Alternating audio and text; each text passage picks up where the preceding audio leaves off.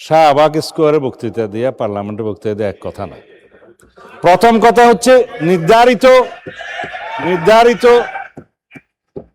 আমি কাউকে উদ্দেশ্য করে বলি নাই। ইয়েস আই উড ড্র ঠিক আছে। প্রথমে বলেছিলাম যে দিনে দুপুরে প্রকাশ্যে অস্ত্র ব্যবহার করে সাধারণ মানুষের নাগরিকের কাছ থেকে ছিনতাই হচ্ছে, রাহাজানি হচ্ছে, সেই ব্যাপারে বর্তমান স্বরাষ্ট্রমন্ত্রী কি ভূমিকা নিচ্ছেন এবং পরবর্তীতে সরকার দলীয় এমপি সহ বিরোধী দলীয় এমপিদেরকে যে হামলা শিকার হয়েছে, সেই হামলায় যে মামলা হয়েছে, সেই মামলার আসামিদেরকে গ্রেপ্তার না করে বরং উল্টো যে মিথ্যা মামলা হয়েছে তার প্রেক্ষিতে সেই আসামিদেরকে গ্রেপ্তার করে যে আইনের শাসনের টোটাল কবরচনা করা হচ্ছে, এই ব্যাপারে বর্তমান স্বরাষ্ট্রমন্ত্রী পদক্ষেপ জানতে যাচ্ছে। স্বরাষ্ট্রমন্ত্রী। শাহবাগ স্কোয়ারে বক্তৃতা দিয়ে পার্লামেন্টে বক্তৃতা দিয়ে এক কথা না। প্রথম কথা হচ্ছে নির্ধারিত আমি কাউকে উদ্দেশ্য করে বলি নাই। আমি কাউকে বললেন আমি তো আপনারা কথা বলার সময় কথা বলি নাই। মাননীয় স্পিকার, আমি আপনার শেল্টার চাচ্ছি। মাননীয় বিরোধী দলীয় সদস্যবৃন্দ, আপনারা অনুগ্রহ করে স্বরাষ্ট্রমন্ত্রীর বক্তব্য শুনবেন।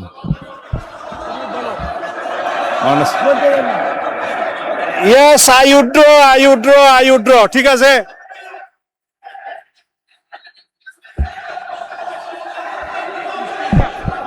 মাননীয় স্পিকার, অনুগ্রহ করে বসুন, স্বরাষ্ট্রমন্ত্রীর বক্তব্য শুনুন।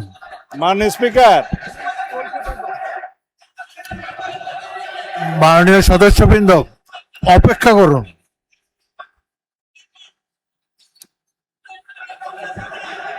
মাননীয়, এক মিনিট, বসুন। মাননীয় সদস্যবৃন্দ বসুন। মাননীয়, জাস্ট হোল্ড অন প্লিজ, আমার কথা শুনুন, লিসেন টু মি। মাননীয় সদস্যবৃন্দ, বলো।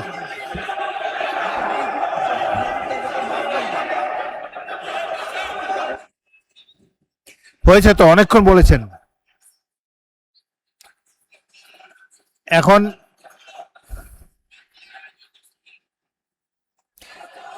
আপনারা অনুগ্রহ করে বসুন, অনুগ্রহ করে নিজের আসনে বসুন।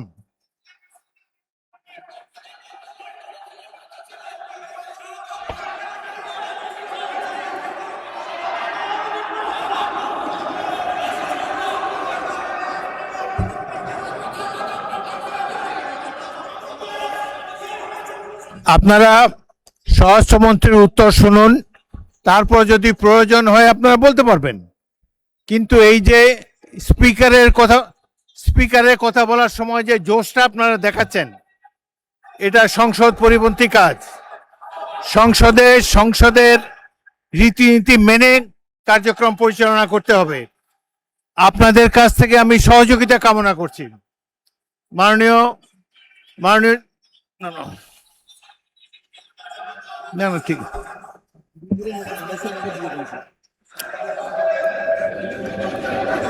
আপনার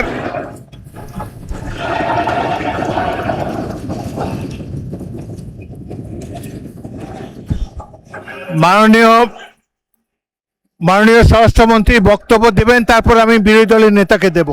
আপনি বসুন।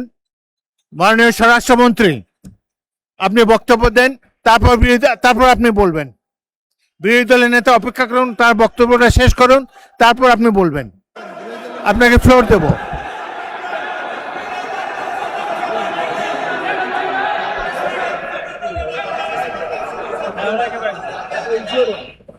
মাননীয় সদস্যবৃন্দ, প্রশ্ন উত্তরের সময় একজন মন্ত্রীকে যদি উত্তর দিতেই আপনারা না দেন, উত্তর উনি দিন, তারপরে যদি উত্তর পছন্দ না হয় আমি বিরোধী দলের নেতাকে মাইক দেব।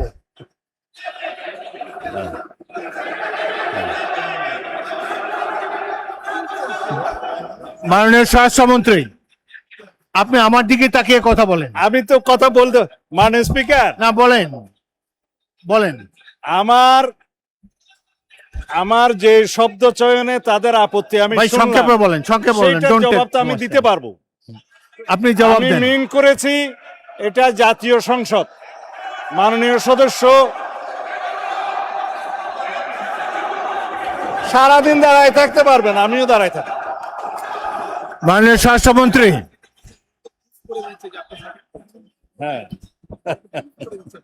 মাননীয় স্বরাষ্ট্রমন্ত্রী, আপনি প্রশ্নের উত্তর দেন, মাননীয় আর তাদের স্পিকার, দিকে তাকায় বক্তব্য দেবেন না। আপনি যদি আমাকে কথা address না করে বলেন। বলতে দেন তাহলে কিসের বাক স্বাধীনতা? আপনি আমাকে অ্যাড্রেস করেন, বলেন। না, আমি আপনার দিকেই তাকিয়ে কথা হ্যাঁ, বলছি। বলেন, সংক্ষেপে মাননীয় বলেন। স্পিকার, আমাদের এখানে প্রশ্ন যেমন স্পেসিফিক করতে হয়, এই সংসদে সম্পূরক প্রশ্নও একই রকম করতে হবে। আমি যদি কথা নাই বলতে পারলাম, এটাই যদি ডেমোক্রেসি আপনি হয়, উত্তর দেন, মাননীয় আমি সদস্য কি উত্তর দেন। শুনতাম? কেউ তো শুনছেন। আপনি উত্তর দেন, প্রশ্ন যে করেছে তার তুমি- উত্তর দেন। প্রথমে বলেছেন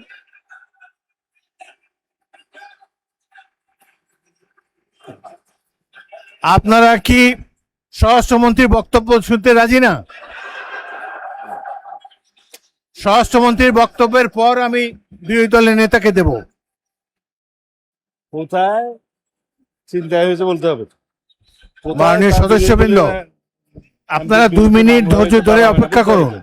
আসমানের উপর কথা জুড়ে দিতে হবে না। মাননীয় স্বরাষ্ট্রমন্ত্রী, আপনি জবাব দেন। মাননীয় স্পিকার, নূতন কোথায় বিরোধী দলীয় কোন এমপির মামলায় আসামি গ্রেপ্তার হয় না সেটা স্পেসিফিক প্রশ্ন দরকার।